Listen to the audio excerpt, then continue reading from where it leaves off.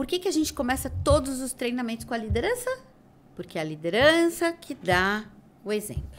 Tá? Então, sempre eu vou começar qualquer treinamento com a alta liderança. Depois a gente vem para a média. Por que a média é super importante também? Porque a média é quem contrata. Então, não adianta eu só dar o treinamento para alta liderança e para média liderança não dar o treinamento. Porque senão quem vai contratar vai continuar com um monte de viés. Tá? Então, com a alta liderança... Porque a gente vai precisar falar de viés e a gente vai precisar explicar o que é viés, por que eu prefiro trabalhar com igual. Todo mundo prefere trabalhar com igual. E não então, é só isso igual, é normal. É natural. E eu vou ter que ir contra o meu cérebro. Olha, então, procuro os meus iguais. Sempre. Então, quando a gente fala de procuro meus iguais, a gente está falando de recrutamento e seleção. Sim. Que tem que ser treinado super. Super, porque eu vou procurar os meus iguais. Eu vou te dar um exemplo de um treinamento que eu dei para um time de RH uma vez. Ela falou assim para mim, expliquei o viés de afinidade. O que é o viés de afinidade? É a nossa tendência a querer estar com pessoas que são parecidas com a gente.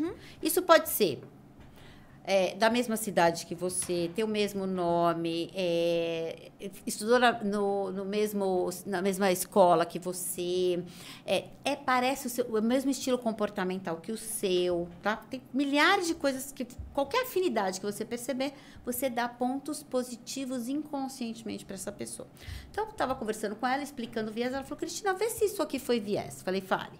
Ela falou, olha, eu estava entre 2 homens brancos, tá?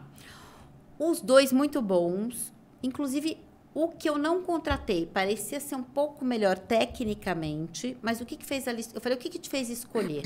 Ela falou, uma pergunta que eu fiz que não deve ser perguntado, que é, o que você faz no seu tempo livre? Não interessa o que a pessoa faz no tempo livre, tá? E isso é uma frase que faz a gente criar um viés absurdo. A pessoa respondeu o seguinte, uma falou, eu jogo joguinho eletrônico, que era o que tecnicamente era melhor. Para ela, na cabeça dela, quem joga joguinho eletrônico não tem o que fazer na vida. Desocupado. O outro falou o seguinte, eu adoro tocar instrumentos musicais. Nossa. Qual o sonho da vida dela? Tocar instrumentos musicais, nunca conseguiu. Ele tocava 2 ou 3. Então, aí eu brinquei com ela e falei assim, era uma banda? Você ia contratar ele para uma banda? Ela falou, não, era para uma área corporativa da empresa, né? Quem que ela escolheu? O que tocava instrumentos musicais. Porque na cabeça dela, depois que ela se conscientizou, ele tinha mais aptidões do que o outro. Não. Dependendo da área, não tem nada a ver essa pergunta dela aqui, né? Mas ela contratou aquele que tinha mais afinidade com o que ela acreditava, tá? E isso é muito comum das pessoas fazerem, contratarem aquela pessoa que é a mais parecida com ela. Ou, por exemplo, naquela vaga tinha o João, que era um cara alto, branco, que estudou na faculdade tal. Eu vou ter a tendência de trazer uma pessoa alta, parecida com o João. Tanto é que quando a pessoa vai embora, as pessoas não têm tendência de falar assim, eu quero uma pessoa igualzinha a Cris, eu quero um João, eu quero igualzinho o João. E qual que é o grande desafio de fazer perguntas pessoais? Que essa é uma pergunta que todo mundo faz. Cris, eu sempre pergunto da vida pessoal. Eu falo, qual que é o desafio, pessoal? É o seguinte... Fiz uma entrevista com a Vivi. Você falou pra mim assim, Cris, eu sou lá da cidade tal, a mesma da minha família. Pronto. Que legal. A gente estudou na mesma faculdade. O que inconscientemente eu faço? Que legal, Vivi, eu também estudei nessa faculdade. Nossa, jura que sua família é de lá? A minha também. Você fez o quê? Você sorriu, você abriu o ambiente para aquela pessoa. Emoção. E aí, você criou um contexto para aquela pessoa desempenhar melhor na entrevista. Porque a pessoa já está nervosa quando ela está na entrevista. Quando a pessoa vem, você não tem nenhuma conexão com ela, você não sorri. Você fala, tá bom, legal. Aí anota lá, legal. Aí você vai para a próxima pergunta. E você não criou o mesmo ambiente para a pessoa. Quando você percebe que você que você tem afinidades com ela, entendeu?